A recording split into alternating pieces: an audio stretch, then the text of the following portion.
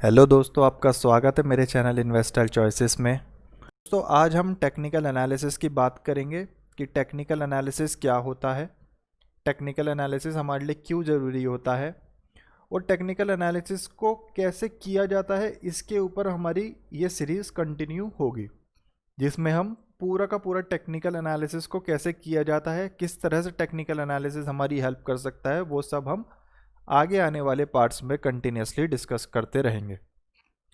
तो आज का एजेंडा हमारा, सबसे पहले डिस्कस करते हैं कि टेक्निकल एनालिसिस क्या होता है।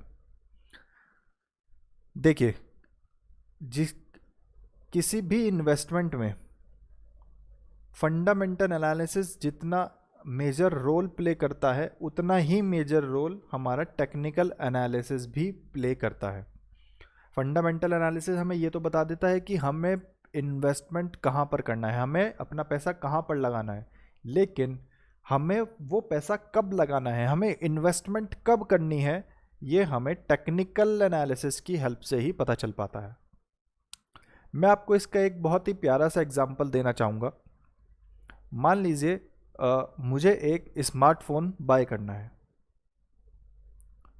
मैं अब स्मार्टफोन बाय करने के लिए मैं सबसे पहले ब्रांड्स को देखता हूँ। सिर्फ लेट से मुझे मेरे पास है सैमसंग, मेरे पास है एप्पल आईफोन, मेरे पास है आपका एमआई, मेरे पास है वीवो, मेरे पास आ जाता है मोटरोला, मेरे पास आ जाता है नोकिया। इस टाइप के जितने भी स्मार्टफोन के ब्रांड्स हैं, मैं उन सब ब्रांड्स को देखता हूँ। अब उन सब ब्रांड्स को देखने के बाद मैं लेट से एक ब्रांड को सबसे पहले मैं डिसाइड करता हूँ। अब उस ब्रांड को डिसाइड करने के बाद उसके अंदर भी काफ़ी सारे स्मार्टफोन्स उस ब्रांड के होते हैं। तो अब मैं यहाँ पर अपनी स्पेसिफिकेशन, जो मेरी रिक्वायर्ड स्पेसिफिकेशन है, उस स्पेसिफिकेशन को किसी पर्टिकुलर स्मार्टफोन में ढूंढने की कोशिश करता हूँ। और जिस स्मार्टफोन में मुझे ये मेरी जो रिक्वायर्ड स्पेसिफिकेशन है वो मुझे मिल जाती है, तो मैं ये डिसीज़न ले लेता हूँ कि हाँ, मुझको ये स्मार्टफोन परचेज़ करना है। देखिए, ये सारा का सारा हमारा हो जाता है फंडामेंटल एनालिसिस का पार्ट। फंडामेंटल एनालिसिस ने मेरे को ये तो बता दिया है कि मुझे इस टाइम क्या खरीदना है, मुझे अपना पैसा, मुझे क्या बाय करना है, व्हाट टू बाय, हमें फंडामेंटल एनालिसिस ने बता दिया है। देखिए, मुझे ये पता तो चल गया कि मुझको अब ये वाला प्रोडक्ट बाय करना है, मुझे अब ये वाला फ़ोन परचेज़ करना है। लेकिन अब क्वेश्चन आता है, क्या मैं उस स्मार्टफोन को किसी भी रेट पर बाय कर लूँगा? अगर उसका प्राइस आज 50,000 है, तो क्या मैं उसके लिए आज 50,000 रुपीज़ देने के लिए तैयार हूँ? यहाँ पर हमारे पास रोल आता है टेक्निकल एनालिसिस का। जब मुझे पता है कि 15 अगस्त के अराउंड हमारे पास स्मार्टफोन की सेल आती है, जिसमें मुझे 10% 20% तक भी स्मार्टफोन सेल पर मिल सकता है, तो मुझे आज 50,000 रुपीज़ MRP देने की क्या ज़रूरत है? Should not I wait for 1 month? And the answer is yes, I will wait for 1 month. Now the question is, मुझे ये पता कैसे चलता है कि 15 अगस्त के अराउंड सेल आती है? देखिए, ये मुझे पता चला है अपना पास्ट देखकर। जी हाँ, मैंने पिछले 5 सालों का अपना पास्ट का ट्रेंड देखा है और उससे मुझे ये पता चला है कि हाँ, 15 अगस्त के अराउंड सेल आती है स्मार्टफोन पर। तो मुझे क्या एक्सपेक्टेशन है? मुझे एक्सपेक्टेशन है कि इस बार भी 15 अगस्त के अराउंड सेल आएगी स्मार्टफोन पर। तो इसी तरह हमारा टेक्निकल एनालिसिस काम करता है। अगर आपको टेक्निकल एनालिसिस को समझना है, तो आपको सबसे पहले पास्ट को समझना होगा। आपको पास्ट का ट्रेंड समझना होगा कि पास्ट में किस तरह से काम हुआ था, तभी आप एक अच्छा टेक्निकल एनालिसिस कर पाएंगे। टेक्निकल एनालिसिस हमें बताता है कि एज अ मास, मतलब कि लोगों ने एज अ मास पॉपुलेशन में क्या डिसीजन लिया है, कैसा उन्होंने बिहेव किया है किसी पर्टिकुलर इवेंट पर, उसके प्राइस को लेकर उन्होंने कैसा बिहेव किया है। मान लीजिए कि लास्ट ईयर सैमसंग सेल निकालता है 20% की 15 अगस्त पर, और उस टाइम बहुत ज़्यादा मास पॉपुलेशन उस सेल में इन्वॉल्व होते हैं और वो एक एग्रेसिवली बाय करते हैं।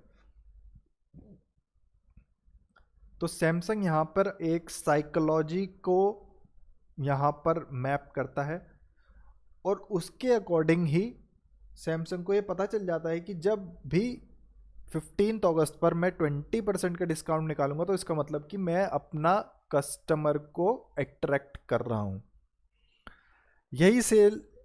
यही सेम रोल होता है हमारा टेक्निकल एनालिसिस का। अब बात करते हैं कि हमें टेक्निकल एनालिसिस हम करते कैसे हैं। देखिए, टेक्निकल एनालिसिस हमारा सेम साइकोलॉजी पर डिपेंड होता है। लेट्स से आप किसी स्ट्रेंज पर्सन से मिलते हैं, आपको उस टाइम ये नहीं पता होता कि वो स्ट्रेंज पर्सन आपके किस बात पर कैसा रिएक्ट करने वाला है। आपके जोक पर वो हंसने वाला है या नहीं हंसने वाला है, या आपकी कोई बात उसको, क्या बात उसको बुरी लग सकती है, क्या बात उसको अच्छी लग सकती है, आपको ये नहीं पता। आप मतलब उस स्ट्रेंजर के बारे में टोटली अननोन है, आपको कुछ नहीं पता कि आप के साथ आपके किसी भी एक्शन पर सामने से स्ट्रेंजर का क्या रिएक्शन आ सकता है।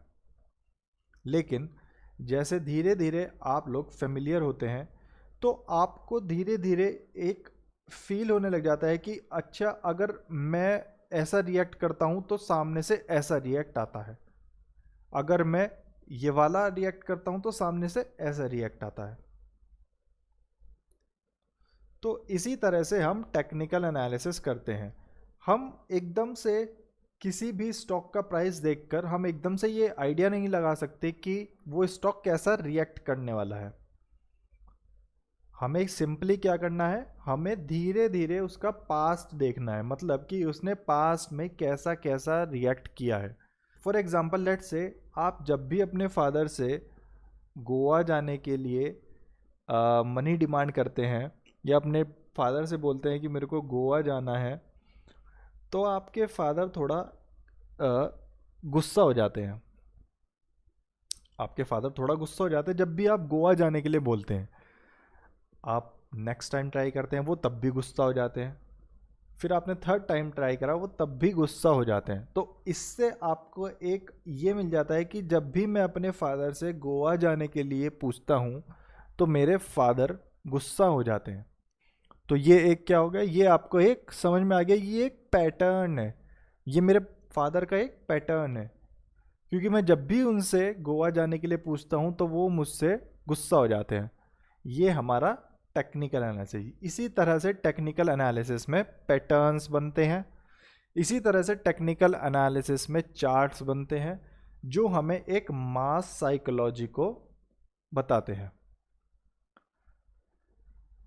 तो देखिए, टेक्निकल एनालिसिस में बेसिकली दो तरह की कैंडल्स की हम बात करेंगे, क्योंकि हम ये पूरा का पूरा टेक्निकल एनालिसिस अपना प्योर प्राइस एक्शन पर लेकर चलेंगे। हम ज़्यादा डिफरेंट टाइप्स की कैंडल्स में बिल्कुल भी नहीं उलझेंगे। हम सिर्फ दो तरह की कैंडल की बात करेंगे, एक होती है हमारी बेस कैंडल और एक होगी हमारी मोमेंटम कैंडल। देखिए, टेक्निकल एनालिसिस में दो तरह से पार्टिसिपेंट होते हैं, एक होते हैं हमारे बुल और एक होता है हमारा बियर। इन दोनों में एक फाइट होती है। बुल चाहता है कि प्राइस ऊपर जाए और बियर चाहता है कि प्राइस नीचे जाए। तो उन दोनों में हमेशा एक मार्केट में एक फाइट चलती रहती है, क्योंकि मार्केट में डिफरेंट टाइप के पार्टिसिपेंट्स हैं। मार्केट में इतने ज़्यादा तरह के लोग हैं, उनकी सबकी अपनी डिफरेंट थिंकिंग है। तो किसी की थिंकिंग के हिसाब से मार्केट का प्राइस अप जाना चाहिए और किसी की थिंकिंग के हिसाब से मार्केट का प्राइस डाउन जाना चाहिए। तो इसी तरह की थिंकिंग मार्केट में कंटिन्यूसली चलती रहती है और मार्केट में एक वॉर कंटिन्यूसली चलता रहता है जो बुल और बियर के बीच में होता है। बुल हमेशा चाहता है कि प्राइस अप जाए और बियर हमेशा चाहता है कि प्राइस हमारा लो जाए। तो देखिए, अब जो हमारी इंडिसिसिव कैंडल होती है, इंडिसिसिव कैंडल में क्या होता है, इंडिसिसिव कैंडल में बुल और बियर में एक फाइट होती है, लेकिन उस फाइट का कोई भी कंक्लूजन नहीं निकल पाता। तो ये कैंडल हमें बताती है कि हमारा जो बुल और हमारा जो बियर था वो दोनों एक इंडिसिसिव वाली सिचुएशन में है, ना कोई जीता है ना कोई हारा है। और जो हमारी मोमेंटम कैंडल होती है, वो मोमेंटम कैंडल हमें बताती है कि कोई जीता है। देखिए, अगर मोमेंटम कैंडल हमारी ग्रीन कलर की बनती है, अब थोड़ा हम इसके कलर की तरफ चलते हैं। देखिए, अगर ग्रीन कलर की बनती है तो इसका मतलब है कि हमारा बायर जीत गया है, बुल जीत गया है फाइट। और अगर मोमेंटम कैंडल हमारी रेड कलर की बनती है तो इसका मतलब होता है कि हमारा बियर फाइट को जीत चुका है। लेकिन इंडिसिसिव कैंडल के केस में ये बात गलत है। इंडिसिसिव कैंडल में हमें कलर से कोई मतलब नहीं है, क्योंकि वो एक इनडिसिसिव कैंडल है। उसके नाम से ही पता चल रहा है कि वो एक इनडिसिसिव कैंडल है, जिसमें हमें फ़र्क ही नहीं पड़ता कि उसका कलर चाहे तो रेड हो चाहे हमारा ग्रीन हो। हमें मेन पर्पस जो हमारा, हमें जो मेन कलर देखना है वो हमारा मोमेंटम कैंडल का कलर देखना है, और यही हमारा प्राइस एक्शन कहता है। हम अपनी नेक्स्ट क्लास में डिस्कस करेंगे कि हमारी कैंडल्स क्या होती हैं, बेस कैंडल क्या होती है, मोमेंटम कैंडल क्या होती है, और ये किस तरह मिलकर एक चार्ट बनाती है, और उस पर हमें किस तरह से स्ट्रेटजीज लेकर अपना कोई ट्रेड को एग्जीक्यूट करना है। तो आज की वीडियो के लिए इतना ही, बाकी अपना ध्यान रखें, बाय बाय।